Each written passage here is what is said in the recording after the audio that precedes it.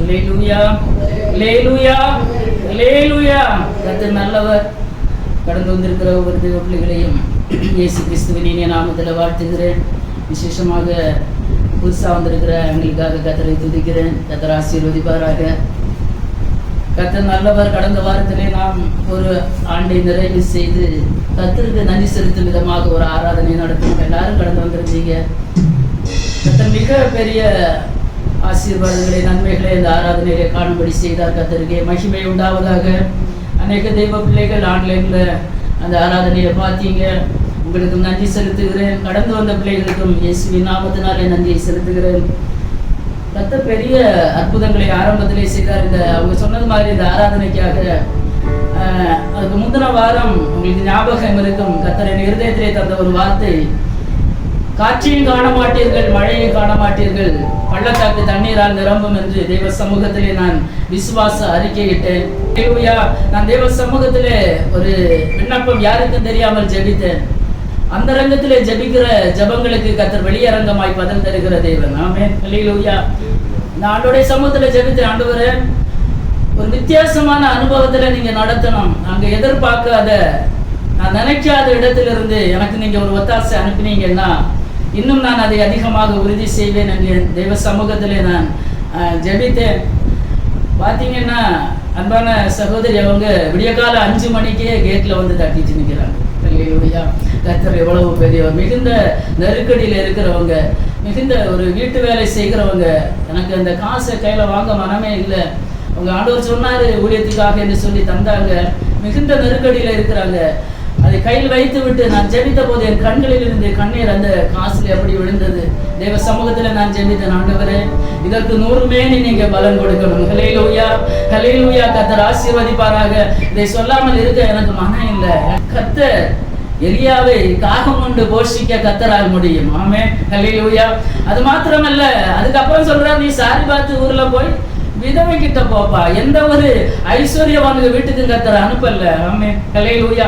ஒரு விதவைக்கு வீட்டுல கர்த்தர் அனுப்பி எலியாவையும் போஷித்தார், அந்த விதவை குடும்பத்தையும் கர்த்தர் என்ன செய்தார்? போஷித்தார், ஆசீர்வதித்தார். என் தேவனுக்கு யாரை கொண்டு செய்யணும் என்பது பெருசல்ல. ஹல்லேலூயா. நம்ம என்ன நினைக்கிறோமோ, நான் நினைக்கிறேன் சிறுமையும் எளிமையுமான எங்களை கர்த்தர் நிர்ணயித்தருளினாரே. அந்த தெய்வத்தை நினைத்து எனக்கு நன்றி செலுத்தாமல் இருக்க முடியவே இல்லை. ஹல்லேலூயா. வாழ்நாளெல்லாம் அவருக்காக வாழ வேண்டும் என்பது ஒன்று மாத்திரம் ஆசை. அது மாத்திரமல்ல, எப்படி ஆகுது? பாவத்திலும் அக்கிரமத்திலும் அடிமைத்தனத்திலும் இருக்கிற ஜனங்கள் ரட்சிப்புக்குள்ளாக கடந்து வர வேண்டும் என்று ஒரு ஆத்ம பாரத்தோடு தேவ சமூகத்திலே காத்திருக்கிறேன். நீங்களும் ஜெபிங்க. இதெல்லாம் ஒரு பெரிய ஒரு ஆத்மா கூட்டத்தை கர்த்தர் எனக்கு காண்பித்திருக்கிறார். நான் விசுவாசிக்கிறேன், வருகிற ஒவ்வொரு நாட்களிலும் புதிய புதிய ஆத்மாக்களால் கர்த்தர் நிரப்புவார். ஆமென், அல்லேலூயா. உம்மை பின் சென்று ஊழியம் செய்து உம் பாதம் சேர்ந்திட வாஞ்சிக்கிறேன். உம்மை பின் சென்று ஊழியம் செய்து உம் பாதம் சேர்ந்திட வாஞ்சிக்கிறேன். தாரும் தேவா, ஏழைக்கு மாறாத உம் கிருபை கண்பாரும் என்றும் நம் அடிமை. தாரும் தேவா, ஏழைக்கு மாறாத உம் கிருபை கண்பாரும் என்றும் நம் அடிமை. ஆனந்தமாய் சேர்ந்து பாடலாமா?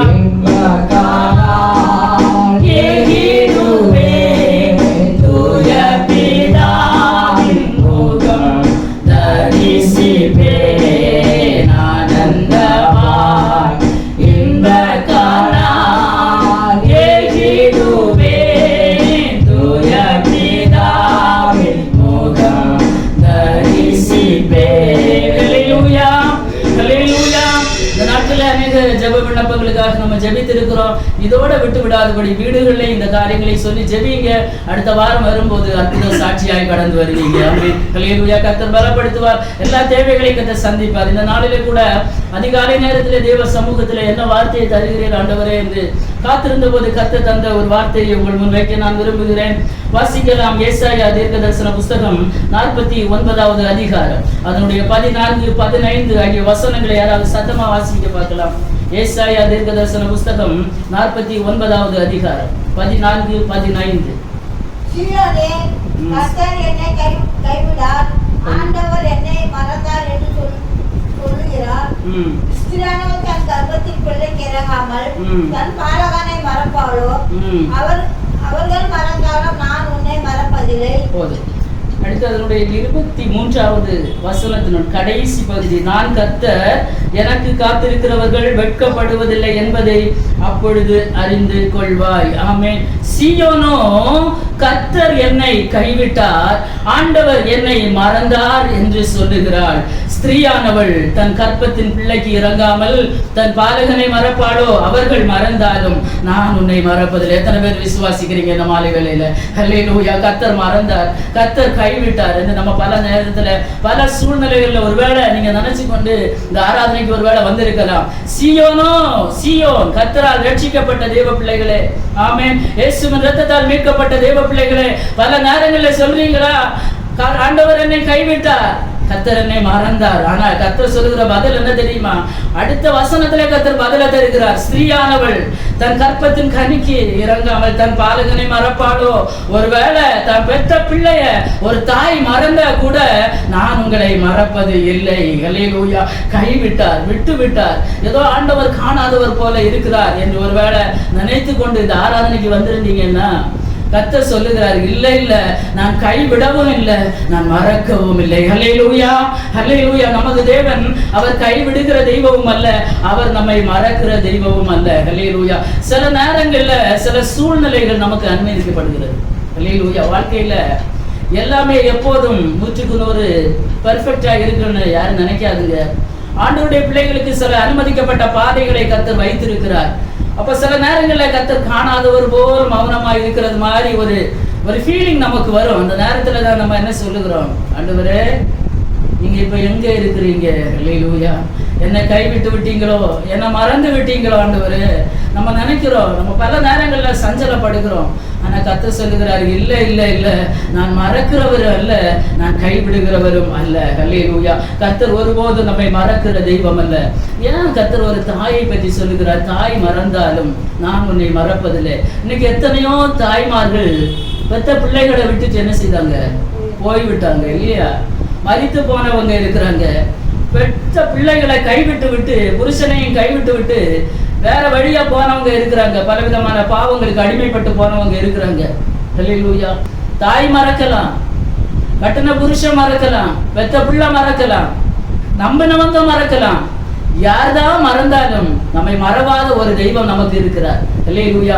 மிக வேகமாக 3 காரியங்களை நான் சொல்லி ஜெபிக்க ஆசைப்படுகிறேன். ஏன் நம்ம கர்த்தர் மறந்தார், கர்த்தர் கைவிட்டார் என்று சொல்றோம்னா, சில நேரங்கள்ல நம்ம என்ன நினைக்கிறோம்னா, நம்ம நிலைமை கர்த்தருக்கு தெரியாதுன்னு நம்ம நினைக்கிறோம். நம்ம இருக்கிற நிலைமை, இந்த பிரசன்ட் சிச்சுவேஷன், ஹல்லேலூயா, இப்ப இருக்கிற நிலைமை, ஆண்டவரே நான் இந்த கஷ்டத்துல இருக்கிறேனே, இந்த உபத்திரவத்துல இருக்கிறேனே, இந்த வேதனையில இருக்கிறேனே, இந்த பாடல இருக்கிறேனே, உமக்கு தெரியலையா ஆண்டவரே? மாத்தாள் அன்னைக்கு அதான் சொன்ன, ஆண்டவரே உமக்கு கவலை இல்லையா? நான் மட்டும் கிச்சன் ஒர்க் பண்ணிட்டு இருக்கிறேனே, அவ மட்டும் எங்க வந்திருக்கா? ஆஹா, உங்க பாதத்துல வந்திருக்காளே, பிரசங்கத்தை கட்டிட்டு இருக்காளே, நான் மட்டும் சமையல் பண்ண நான் என்ன வேலைக்காரியா? கேட்டிருக்க கூடும். இப்படி அநேக நேரத்துல வேதத்திலே இருக்கிறது. ஆண்டவரே உமக்கு கவலை இல்லையா ஆண்டவரே? ஹல்லேலூயா. நம்ம நிலைமைய கர்த்தர் அறியலன்னு நினைக்கிறோம்.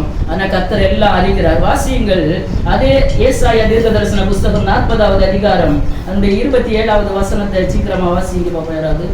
40:27. யாக்கோபே, இஸ்ரவேலே, என் வழி கர்த்தருக்கு மறைவாயிற்று என்றும் என் நியாயம் என் தேவனிடத்தில் எட்டாமல் போகிறது என்றும் நீ சொல்வானே. போதும். யாக்கோபே, இஸ்ரவேலே, என் வழி கர்த்தருக்கு மறைவாயிற்று என்றும் என் நியாயம் என் தேவனிடத்தில் எட்டாமல் போகிறது என்றும் நீ சொல்வானேன். ஹல்லேலூயா. இஸ்ரவேல், ஹல்லேலூயா, கர்த்தரால் ரட்சிக்கப்பட்ட பிள்ளைகளே, சீயோனே, ஹல்லேலூயா. கர்த்தர் நம்ம மறக்கல. நம்ம தான் என்ன சொல்கிறோம்?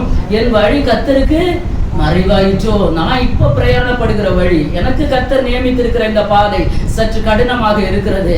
ஆண்டவரே இது உமக்கு மறைவா இருக்கிறதோ, நீங்க இதை பார்க்கலையோ ஆண்டவரே. அனுமதித்தவர் பார்க்காம இருப்பாரா? அல்லேலூயா. அனுமதித்தவருக்கு எல்லாம் தெரியும். ஆனா நம்ம நினைக்கிறோம் அவர் ஏதோ வேற வேலையா இருக்கிறாருன்னு. இல்ல இல்ல, எல்லாவற்றையும் ஆராய்ந்து அறிகிறவர். நம்ம படுகிற என்ன சின்ன பிரயாசங்களோ பெரிய பிரயாசங்களோ வேதனைகளோ பாடுகளோ எல்லாம் என் தேவனுக்கு தெரியும். என் நியாயங்கள் அவரிடத்தில் எட்டாமல் போகிறது. அல்லேலூயா. பல நேரங்களில் பல மனிதர்கள் உங்களுக்கு விரோதமாக அநியாயங்களை செய்யலாம், நியாயக்கேடு செய்யலாம். அந்த நேரத்தில் ஒருவேளை நினைப்பீங்க, ஐயோ நல்லா ஆராதிக்கிறேனே, நல்ல கர்த்தருக்கு பயப்படுகிற பயம் இருக்கிறது, ஜெபிக்கிறேனே, ஏன் எனக்கு நியாயக்கேடு செய்யறாங்க? இதுதான் நம்ம கேள்வி. அல்லேலூயா. இதெல்லாம் அனுமதிக்கப்பட்டதுதான். இங்கேயும் அதான் வசனத்துல சொல்கிறது, நியாயங்கள் தேவனிடத்தில் எட்டாமல் போகிறது என்று நீ சொல்வானே, நீ சொல்லாத. அல்லேலூயா. தேவ பிள்ளைகளே, இங்க சொல்லாதுங்க என் வழி கர்த்தருக்கு மறைவா இருக்கிறது, நான் இப்ப இருக்கிற இந்த சிச்சுவேஷன் என் தெய்வத்துக்கு தெரியாது என்று ஆண்டவரிடத்துல சொல்லாதுங்க. என்னுடைய நியாயங்கள் எடுபடாமல் போகிறதுன்னு சொல்லாதுங்க. நமக்கு உலகத்துல அநியாயம் தான் செய்வாங்க. அவருடைய பிள்ளைகளுக்கு என்னதான் செய்வாங்க? நியாயம் செய்ய மாட்டாங்க, எதிராக என்ன செய்வாங்க? செயல்படுவாங்க. அதையெல்லாம் என்ன செய்யணும்? பொறுமையோட சகிக்கணும். இப்பேற்பட்ட சூழ்நிலை வரும்போதுதான் நம்ம சொல்லுகிறோம், ஆண்டவரே என்னை கைவிட்டீரோ, என்ன மறந்து விட்டீரோ என்று கேட்கிறோம். அல்லேலூயா. ஆண்டவர் சொல்றார், இல்ல இல்ல, இதெல்லாம் உனக்கு அனுமதிக்கப்பட்டப்பா. அது எதுக்கு தெரியுமா? ஏன் கர்த்தர் இதை அனுமதிக்கிறார் தெரியுமா? ஒரு பொண்ணு அது உபத்திரவத்தின் குகையில் அது புடமிடப்பட்டு அது வெளியே வரும்போது அதனுடைய பிரகாசம், அதனுடைய மதிப்பு அதிகரிக்கிறது. அது அந்த அக்கினிக்குள்ளாக, அந்த அக்கினி பரிசோதனைக்கு உள்ளாக போகாமல் இருக்கிற வரைக்கும் அதற்கு என்ன இல்லை? அந்த பளபளப்பு இல்லை, அந்த அழகு அதுக்கு வராது. ஒரு தேவ பிள்ளைக்கு நினைத்து கொள்ள வேண்டும். உன்னத பாட்டின் புஸ்தகத்திலே கர்த்தர் சொல்லுகிறார், முட்களுக்குள்ளே லீலி புஷ்பம் எப்படி இருக்கிறதோ குமாரத்திகளுக்குள்ளே எனக்கு பிரியமானவன் இருக்கிறார். யாரெல்லாம் கர்த்தருக்கு பிரியமானவங்க? யாரெல்லாம் கர்த்தருக்கு பிரியமானவங்க? அல்லேலூயா. யாரெல்லாம் பிரியமானவங்களா இருக்கணும்னு விரும்புகிறீங்களோ, ஆசைப்படுறீங்களோ, முள் என்ன செய்யும்? குத்ததான் செய்யும், நறுக்கதான் செய்யும். அதுக்குள்ளதான் ஒரு மணவாட்டி இருக்கிறாளாம். அல்லேலூயா. கர்த்தர் எங்க வச்சிருக்காரு ஒரு மணவாட்டிய? உபத்திரவத்தின் குகையில வைத்திருக்கிறார். முள்ளுக்குள்ள லீலி புஷ்பத்தை போல வைத்திருக்கிறார். அந்த முள்ளு குத்த குத்த அநியாயங்கள், அக்கிரமங்கள், நியாயக்கேடுகள் உங்களுக்கு விரோதமாக வரும்போது அது வாசனை வீசன கிறிஸ்துவின் வாசனை நாம் வெளிப்படுத்துகிறவர்களாக இருக்க வேண்டும். அதற்கு மாறாக, ஐயோ ஆண்டவர் என்னை கைவிட்டாரோ, அல்லேலூயா, ஆண்டவர் என்னை மறந்து விட்டாரோ, இல்ல இல்ல, அவர் மறக்கிற தெய்வம் அல்ல. அல்லேலூயா. அவர் கைவிடுகிற தெய்வம் அல்ல. வேகமாக சொல்லி முடிக்க விரும்புகிறேன். இரண்டாவதாக, நம்முடைய மனங்கள் குழம்பி போய் இருக்கும் போது எந்த டிசிஷனுமே எடுக்க முடியாது. சில நேரங்கள்ல அப்படிதானே, எதுவுமே செய்ய முடியாது. இது செய்யவா, அது செய்யவா, அங்க போகவா, இங்க போகவா, வலப்பக்கம் போகவா, இடப்பக்கம் போகவா, இந்த வேலைக்கு போகவா, இந்த வேலைக்கு போகவா. அல்லேலூயா. எதை செய்யணும்னு குழம்பி போய் தளர்ந்து போய் இருக்கிற நேரங்கள்ல ஆண்டவரை பார்த்து கேட்கிற அனுபவங்கள் உண்டு. ஆண்டவரே நீங்க காணலையே, ஆண்டவரே நீங்க மறந்துட்டீங்களோ, நீங்க கைவிட்டீங்களோ. வாசிக்கலாம் சங்கீதங்களின் புஸ்தகம் 31வது சங்கீதம் அதனுடைய 22வது வசனத்தை வாசிங்க, சத்தமா வாசிங்க. 31வது சங்கீதம் 22வது வசனம். உம்முடைய கண்களுக்கு முன்பாக இராதபடிக்கு வெட்டுண்டேன் என்று நான் என் மன கலக்கத்திலே சொன்னேன். தாவீது சொல்லும்போது சொல்லுகிறார், உம்முடைய கண்களுக்கு முன்பாக இராதபடிக்கு நான் வெட்டுண்டேன் என்று. அல்லேலூயா. மன கலக்கத்திலே, மனம் தளர்ந்து போகும்போது, மனம் சோர்ந்து போகும்போது, எந்த டிசிஷனை எடுக்க முடியாதபடிக்கு தடுமாற்றங்கள் வரும்போது, மனசுல கவலை வரும்போது, வேதனை வரும்போது, அல்லேலூயா, யாருடைய ஒரு ஒத்தாசை இல்லாத ஒரு நேரம் வரும்போது ஒரு தேவ பிள்ளை தேவ சமூகத்துல கேட்கிறதான ஒரு கேள்வி என்னன்னா, ஆண்டவரே என்னை ஏன் கைவிட்டீங்கப்பா? அல்லேலூயா. சீயோனும் அவர் என்னை கைவிட்டார், என்னை மறந்து விட்டார் என்று சொல்கிறார். இப்படி குழப்பங்கள் வருகிற நேரத்துல நம்ம ஆண்டவரிடத்துல என்ன செய்கிறோம்? முறுமுறுக்கிறோம், சில நேரங்களில் கேள்வி கேட்கிறோம். ஆனா கர்த்தர் சொல்லுகிறார், இல்லை இல்லை, நீ குழம்பி போய் இருக்கிற நேரத்திலேயே உன்னை நடத்துகிறவர் நான். அல்லேலூயா. எதுவுமே எடுக்க முடியாது, என்ன டிசிஷனும் எடுக்க முடியாம ஒரு தடுமாற்றத்துல இருக்குங்கிற நேரத்துல, இன்னைக்கு ஒரு வேளை ஒரு தடுமாற்றத்துல இருப்பீங்க. இனி என்ன செய்ய? இனி அடுத்த கட்ட நடவடிக்கை என்ன? நான் என்ன செய்வேன் ஆண்டவரே? நீங்க பாக்குறீங்களா? நீங்க என் கூட இருக்கிறீங்களா ஆண்டவரே? அல்லேலூயா. இல்ல என்ன மறந்து விட்டீங்களா? இல்ல என்ன விட்டு விட்டீங்களான்னு ஒருவேளை நினைச்சீங்கன்னா, இல்ல இல்ல இல்ல, உன்னை என் உள்ளங்கையில் வரைந்திருக்கிறேன். அல்லேலூயா. கர்த்தர் சொல்லுகிறார், இல்ல உன் கதை எல்லாம் எனக்கு தெரியும். கடைசி நேரத்துல தான் கர்த்தர் என்ன செய்வார்? கிரிய செய்வார். அதுவரை விட்டு விடுவார். ஹல்லேலூயா. அதுவரை விட்டு விடுவார். நம்ம தனிமையா நம்ம சுய இஷ்டத்துக்கு என்னென்ன டிசிஷன் எடுக்க முடியுமோ எல்லாம் எடுத்து தளர்ந்து கடைசியில தேவ சமூகத்துல போய் என்ன சொல்லுவோம்? ஆண்டவரே, இனி என்னால முடியாது. எலியா சொன்ன, போதும் கர்த்தாவே, என் ஆத்மாவை எடுத்துக்கொள்ளும். அப்ப ஆண்டவர் என்ன சொன்னாரு? இல்லப்பா, நீ பண்ண வேண்டிய பிரயாணம் வெகு தூரம். அதுக்கு முன்ன ஆண்டவருக்கு தெரியாதா? தெரியுமா தெரியாதா? களைச்சு போயிருக்கிறது தெரியாதா? தெரியுமா தெரியாதா? தெரியும். கடைசி நேரத்துல கர்த்தர் கைவிடுகிற தெய்வம் அல்ல. ஒரு சீயோன், ஹல்லேலூயா, பரலோக ராஜ்யத்திற்கு அழைக்கப்பட்ட ஒரு தேவ பிள்ளை, கர்த்தரால் மீட்கப்பட்ட ஒரு தேவ பிள்ளையை கர்த்தர் விட்டு விடுகிற தெய்வம் அல்ல. உங்க சிச்சுவேஷன் எப்படி கடினமாக இருக்கலாம், குழம்பி போயிருக்கலாம், தடுமாறி இருக்கலாம், கலங்கி போயிருக்கலாம், வேதனைப்பட்டு கொண்டு இருக்கலாம். ஆனா கர்த்தர் கைவிடுகிற தெய்வன் அல்ல. ஹல்லேலூயா. மூன்றாவதாக ஒரு காரியத்தை நான் மிக வேகமாக எடுத்த வசனங்களை நான் வாசிக்க விரும்பவில்லை. இதே இதுல 77வது சங்கீதத்துல ஆசாப் சொல்லும் போது சொல்லுவார், அந்த வசனத்தை கூட நான் வாசித்து விட ஆசைப்படுகிறேன். இதே குழம்பி போயிருக்கிற அனுபவத்துல ஆசாப் சொல்லுவார், 77வது சங்கீதம் 6லிருந்து சில வசனங்கள், ராக்காலத்தில் என் சங்கீதத்தை நான் நினைத்து என் இருதயத்தோட சம்பாஷித்துக் கொள்ளுகிறேன். என் ஆவி ஆராய்ச்சி செய்கிறது. ஆண்டவர் நித்திய காலமாய் தள்ளி விடுவாரோ? இனி ஒருபோதும் தயை செய்யாதிருப்பாரோ? ஹல்லேலூயா. அவருடைய கிருபை முற்றிலும் அற்று போயிற்றோ? வாக்குத்தத்தமானது தலைமுறை தலைமுறைக்கு ஒழிந்து போயிற்றோ? ஹல்லேலூயா. அதனுடைய 9வது வசனத்துக்கு நேரா வரும்போது, தேவன் இரக்கம் செய்ய மறந்தாரோ? வாசிங்க சிஸ்டர். அது தேவன் இரக்கம் செய்ய மறந்தாரோ? கோபத்தினால் உமது உருக்கமான இரக்கங்களை அடைத்துக் கொண்டாரோ என்றேன். ஹல்லேலூயா. ஆசாபும் புலம்புகிறார். ஹல்லேலூயா. ராக்காலத்துல பல நேரங்கள்ல பகல் முழுசும் வேலை செய்து களைச்சு போய் எல்லா டியூட்டியும் முடிச்சுட்டு ராத்திரி படுக்கையில போயிருந்து யோசிப்போம் இல்லையா? ராத்திரி படுக்கையில என்னத்தை யோசிக்கிறீங்க? இல்லையா? குழப்பத்தோடு ஆண்டவரிடத்துல, ஆண்டவரே, நான் குழம்பி போயிருக்கிறேன், குழப்பத்தை எல்லாம் விட்டுச்சு ராக்காலத்துல சமாதானத்தோடு படுத்து நித்திரை செய்ய வேண்டும். ஹல்லேலூயா. ஹல்லேலூயா. ராக்காலத்தில் என் சங்கீதத்தை நான் நினைத்து என் இருதயத்தோட சம்பாஷித்துக் கொள்ளுகிறேன். என் ஆவி ஆராய்ச்சி செய்கிறது. சங்கீதக்காரனாகிய ஆசாப் சொல்லுகிறார், ராக்காலத்திலே, ஹல்லேலூயா, இருதயத்தோடு சம்பாஷித்துக் கொண்டிருக்கிறது. தனக்கு தானே நம்ம யோசித்துக் கொண்டிருக்கிறது. ஆண்டவரே, இந்த காரியம் என்னமாய் முடியும்? இது எப்படி முடியும் ஆண்டவரே? இதற்கு அடுத்த கட்ட நடவடிக்கை நான் என்ன செய்யணும் ஆண்டவரே என்று ராக்காலங்களில் இருதயத்தோடு யோசித்துக் கொண்டிருக்கிறீங்க. ஹல்லேலூயா. ஆவியிலே ஆராய்ச்சி பண்ணி கொண்டிருக்கிறீங்களா? ஹல்லேலூயா. ஆண்டு கடைசியில் அவர் சொல்லுவாரா, இரக்கம் செய்ய மறந்தாரோ? ஆண்டவர் நித்திய காலமாய் தள்ளி விடுவாரோ? எல்லாம் சொல்லிட்டு கடைசியில் சொல்லுவார், இது என் பலவீனம். ஆமென். ஹல்லேலூயா. இவ்வளவு நேரம் நான் சொன்னதெல்லாம் என்னுடைய பலவீனம். கர்த்தர் அப்படிப்பட்டவர் அல்ல. அப்ப தேவ மனுஷர்கள் கடினமான சூழ்நிலையில தேவ சமூகத்துல என்ன செய்திருக்கிறாங்க? புலம்பி இருக்கிறாங்க, கதறி இருக்கிறாங்க, அழுது இருக்கிறாங்க. அம்மாவும் பல நேரங்கள் அதை தான் செய்கிறோம். ஆண்டவரே, இரக்கம் செய்ய மறந்தீரோ? நித்திய காலமாய் தள்ளி விடுவீரோ? இனி ஒருபோதும் தயை இல்லையாப்பா உங்ககிட்ட? இல்லையா? இருக்கு. ஆனா கடைசியில சொல்றாரு, இது என் பலவீனம். என் ஆண்டவருடைய கரத்துல நித்தியமான கிருபைகள் உள்ளது. அவருடைய கோபம் ஒரு நிமிஷம். ஆமென். கிருபை நித்தம் நித்தம் அவர் கிருபையை தருகிற தேவன். தேவ பிள்ளைகளை குழம்பி போயிருக்கிறீங்கன்னா, ஹல்லேலூயா, என்ன செய்யணும், ஏது செய்யணும்? ஹல்லேலூயா. மனசுல சஞ்சலம், ஹல்லேலூயா, சரீரத்துல பலவீனம், என்ன ஆண்டவரை செய்ய, என்னப்பா வாழ்க்கை? ஹல்லேலூயா. ஆண்டவர் மறந்து விடல, அவர் விட்டு விடல. எந்த சூழ்நிலையிலும் நடத்துகிற தேவன் நம்முடைய தேவன். ஹல்லேலூயா. கடினமான சூழ்நிலையிலே கரம் பிடித்து நடத்துகிற தேவன். நடக்க முடியாத சூழ்நிலையிலே தோள் மீது சுமக்கிற ஒரு தெய்வம். ஹல்லேலூயா. ஒரு சகோதரனை போல, ஒரு சிநேகிதனை போல, ஒரு தகப்பனை போல, ஒரு நண்பனை போல, ஹல்லேலூயா, நம்மை அனுதினமும் அவர் பார்த்து கொண்டுதான் இருக்கிறார். நம்ம நினைக்கிறோம் பரலோகம் ஒண்ணுமே பார்க்கல. இந்த உலக கவர்மெண்ட் எவ்வளவு கிளீனா இருக்கிறது, ஒவ்வொரு காரியத்திலையும் எவ்வளவு கரெக்டா இருக்கிறாங்க. அதை விட அதிகமாக பரலோக கவர்மெண்ட் செயல்பட்டு கொண்டிருக்கிறது. ஒரு சின்ன உதாரணத்தை நான் உங்களுக்கு சொல்ல விரும்புகிறேன், உங்களை தைரியப்படுத்தும்படியாக. என்னுடைய மூத்த சகோதரியுடைய கணவனார், அவர் ஒரு ஆர்கிடெக்ட் இன்ஜினியர். என் சகோதரிக்கு 11 வருடங்களாக குழந்தை பாக்கியம் இல்லை. அப்போ அவர் ஒரு பொருத்தனை பண்ணியிருக்காரு, எனக்கு கர்த்தர் ஒரு பிள்ளையை தந்தார், இந்த வேலையை விட்டு நான் ஊழியம் செய்தேன். அதே மாதிரி கர்த்தர் 11 வருடங்களுக்கு பிறகு ஒரு குழந்தையை கொடுத்தார். தன்னுடைய வேலை, நல்ல சம்பாத்தியம், வேலையை விட்டார். விட்டு முதல்ல அவர் செய்தது டிராக்ஸ் ஊழியம் தான். தெருவாக சென்று ஒரு என்ஜினியர், ஆனால் தெருவாக சென்று கைப்பிரதிகளை கொடுத்து ஊழியம் செய்தார். அதுக்கப்புறமாக கொஞ்சம் கொஞ்சமாக ஊழியம் வளர்ந்து ஐபிசியிலே ஊழியம் செய்து கொண்டு இருந்தாங்க. இன்னைக்கு அவர் பரலோகத்தில் இருக்கிறார். கர்த்தருடைய சமூகத்தில் அவர் கடைசியாக அவருக்கு ஒரு ஹார்ட் அட்டாக் வந்தது. மரிக்கிறதுக்கு 6 மாதத்துக்கு முன்னதாக சொன்னார், நான் பிரசங்கம் பண்ணி கொண்டு இருக்கும்போது எனக்கு மரணம் சம்பவிக்கும் என்று. அங்கெல்லாம் எங்கள் அக்கா எல்லாம் அதை பெருசாக எடுக்கலை, ஏதோ சொல்கிறாங்க.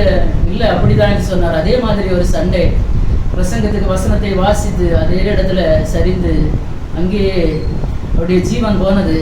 அப்போது அதற்கான ஒரு ஸ்தோத்திர கூட்டம் சென்னையில் வைத்திருந்தாங்க.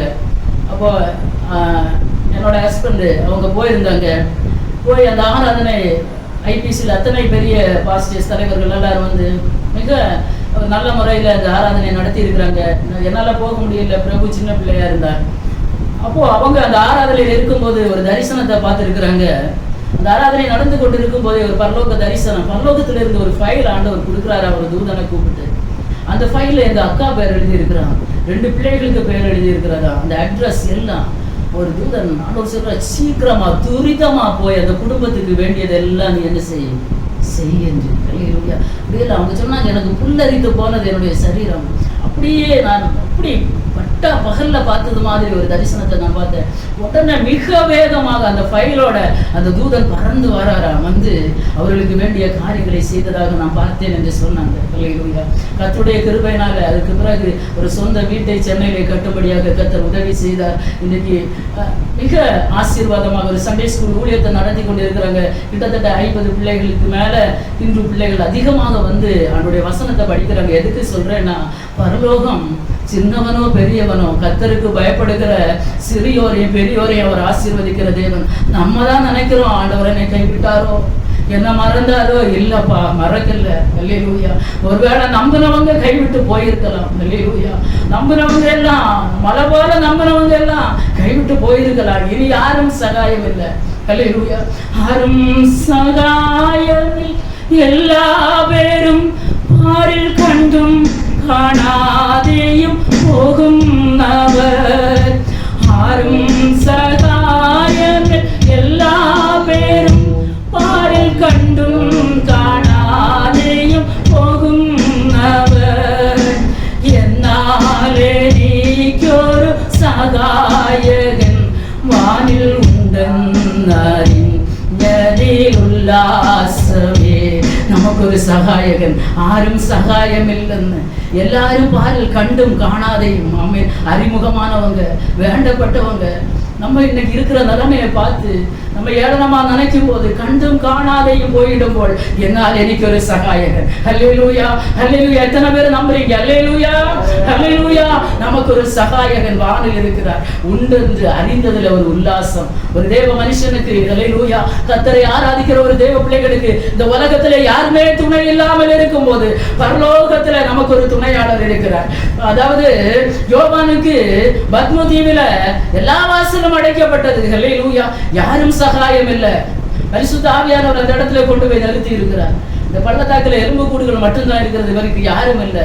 எல்லா வாசலும் அடைக்கப்பட்ட போது யோவானுக்காக பரலோகத்துல ஒரு வாசல் திறந்தது உண்மையானால், இந்த மாலை வேளையில தேவ பிள்ளைகளை, அல்லேலூயா, எல்லா வாசலும் அடைப்பட்டு இருக்கிறதே, கர்த்தர் என்னை மறந்தார் என்று நினைச்சு கொண்டிருக்கிறீங்களா?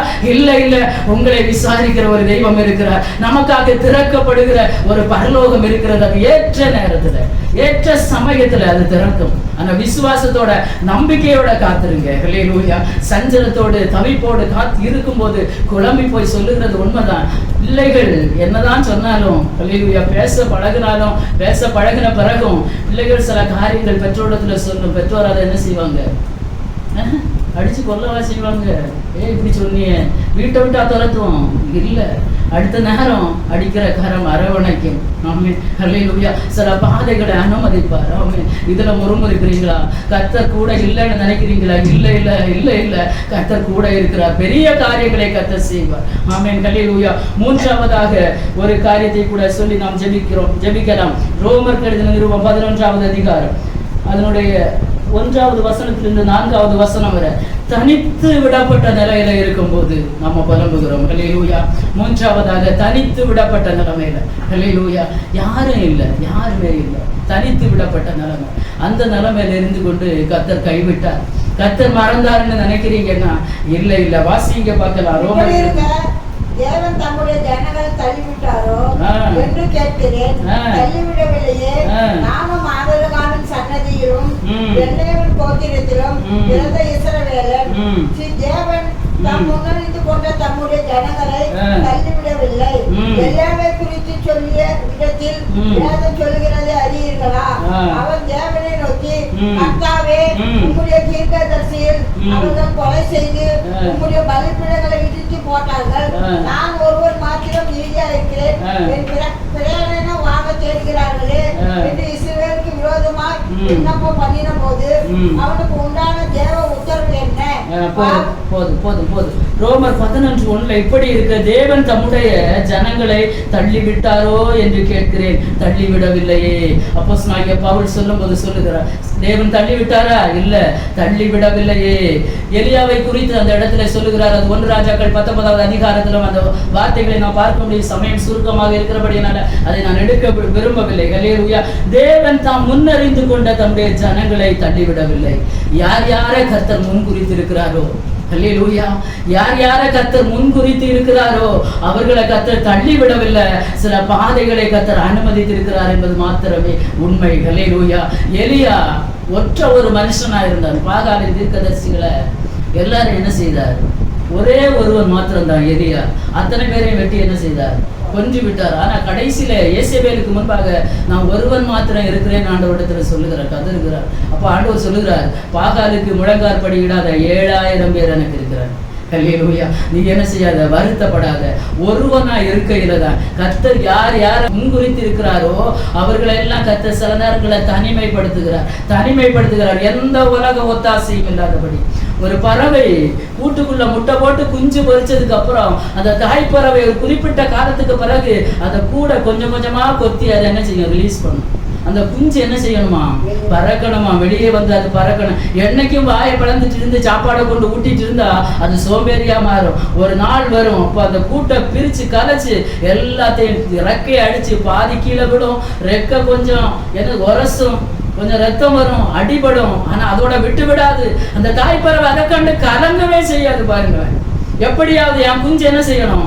என்ன மாதிரி பறக்கணும், என்ன மாதிரி உயரத்துல பறக்கணும். கர்த்தருக்கு காத்திருக்கிற தேவ பிள்ளைகளே, கழிவுகளை போல பலன் அடைந்து சட்டைகளை அடித்து உயர எழும்புவீங்க. ஹல்லேலூயா. நடந்தாலும் ஓடினாலும் சோர்வடைய மாட்டீங்க. ஏன் தெரியுமா? கர்த்தருடைய கரத்துல இருக்கிறீங்க. அவர் உங்களை அவருடைய உள்ள கைக்குள்ள வரைந்து இருக்கிறார். எலியா ஒத்தைக்கு தான் இருந்தார். மோசே தனி மனிதனாக தான் பார்வோனுக்கிட்ட போகிறார். ஹல்லேலூயா. பெரிய சேனையோடைய போனார், தனி மனிதனாக தான் போனார். யோசுவாவை பாருங்க, மோசே மரித்த பின்பு கர்த்தர் வார்த்தையை கொடுக்கிறார், நீ பலம் கொண்டு திடமனதாக இரு, நான் அவன் கூட இருப்பேன். ஹல்லேலூயா. தனி மனிதனாக இருக்கிறார். யாக்கோபை பாருங்க, தனித்து விடப்பட்டான். பெற்றோர் சொல்லி விடுறாங்க, எப்பா உன் அண்ணன் உன்னை கொண்டு போன போயிடப்பா. ஹல்லேலூயா. தனிமையாக போகிறார். தனித்து விடப்பட்ட எல்லாரும் ஆசீர்வதிக்கப்பட்டாங்க. கர்த்தருடைய மகிமையை கண்டாங்க. ஏன் தெரியுமா? தனித்து விடப்பட்ட நேரத்திலே கர்த்தரோடு நெருங்கினாங்க. கர்த்தரிடத்திலிருந்து அற்புதங்களையும் அடையாளங்களையும் கண்டு கொண்டாங்க. அப்ப தனித்து விடப்பட்டது உங்களை கர்த்தர் மறந்து விடுவதற்கு அல்ல, விட்டு விடுவதற்கும் அல்ல, தள்ளி விடுவதற்கும் அல்ல. ஹல்லேலூயா. நம்ம தான் நினைச்சு புலம்பிக் கொண்டு இருக்கிறோம். இல்லை இல்லை இல்லை, கர்த்தர் நம்மை ஆசீர்வதிக்கிற தேவன். ஹல்லேலூயா. ஒரு தாய் பிள்ளையை மறந்தா கூட நான் உங்களை மறக்க மாட்டேன், உள்ளங்கையில வரைந்திருக்கிறேன் என்று கர்த்தர் சொல்லுகிறது. ராத்திரி வேளையில வார்த்தையை சுருக்க விரும்புகிறேன். நேரம் நமக்கு கடந்து சென்று விட்டது. அநேக வசனங்களை நான் எடுத்து வைத்திருக்கிறேன். கர்த்தருக்கு சித்தமானால் இனி ஒரு நாள் நாம் பார்க்கலாம். ஹல்லேலூயா. எல்லாரும் தேவ சமூகத்திலே கண்களை மூடி. ஹல்லேலூயா. சீயோனோ கர்த்தர் என்னை மறந்தார். ஹல்லேலூயா. ஹல்லேலூயா. கர்த்தர் என்னை கைவிட்டார், ஆண்டவர் என்னை மறந்தாள் என்று சொல்லுகிறார். ஹல்லேலூயா. கர்த்தர் அடுத்த வசனத்தில் சொல்ல, இல்லை இல்லை, ஸ்திரீயானவள் தன் பாலகனை மறந்தா கூட நான் உன்னை மறக்க மாட்டேன். ஹல்லேலூயா. 3 சந்தர்ப்ப சூழ்நிலைகளை நம்ம சொல்லுகிறோம். ஹல்லேலூயா. நம்ம நிலைமை கர்த்தருக்கு தெரியவில்லையோ என்று நினைத்து புலம்புகிறோம். 2வதாக மனக்குழப்பத்துல இருக்கும்போது, ஹல்லேலூயா, கலங்கி போய் இருக்கும்போது தேவ சமூகத்துல புலம்புகிறோம். 3வதாக தனித்து விடப்பட்ட நிலைமையில தேவ சமூகத்துல புலம்புகிறோம். கர்த்தர் சொல்லுகிறார், இல்ல, உன்னை என் உள்ளங்கையில் வரைந்திருக்கிறேன். ஹல்லேலூயா. இன்றைக்கு தேவ சமூகத்துல விசுவாசத்தோடு அறிக்கை எடுங்க, நான் தனித்து அல்ல. ஹல்லேலூயா. தனிமையா இருக்கிற தேவ பிள்ளைகளை வாயிலை திறந்து ஒரே ஒரு நிமிஷம் தேவ சமூகத்துல உங்க சத்தங்கள் உயரட்டுமே. ஹல்லேலூயா. கர்த்தர் தனித்து விடல, விட்டு விடல, அவர் மறக்கவும் இல்லை. ஹல்லேலூயா. அவர் அநீதி உள்ள தெய்வம் அல்ல நம்மை மறந்து விடுவதற்கு. கர்த்தருக்கு பயப்படுகிற சிறியோரையும் பெரியோரையும் அவர் ஆசீர்வதிக்கிற தெய்வம். சீயோன் என்கிற அந்தஸ்துக்குள்ள வந்தீங்கன்னா கர்த்தர் உங்களை விடுகிற தெய்வம் அல்ல. சில பாதைகளை கர்த்தர் அனுமதித்திருக்கிற அந்த பாதையில ஹல்லேலூயா, ஹல்லேலூயா, தேவ பலத்தோடு கடந்து செல்லுங்க. கடந்து செல்லக்கூடிய பலனை கர்த்தர் தருவார், அக்கறைப்படுத்துவார். தனித்து நின்ற தேவ மனிதர்கள் பைபிள்ல சாதித்து காட்டி இருக்கிறாங்க. இன்னைக்கு தனித்து நிக்கிறீங்களா? ஹல்லேலூயா. கர்த்தர் உங்களை சாதித்து காட்ட வைப்பார், பெரிய காரியங்களை செய்வார். ஹல்லேலூயா, ஹல்லேலூயா, ஹல்லேலூயா. தாய் தன் சேயை மறந்தோ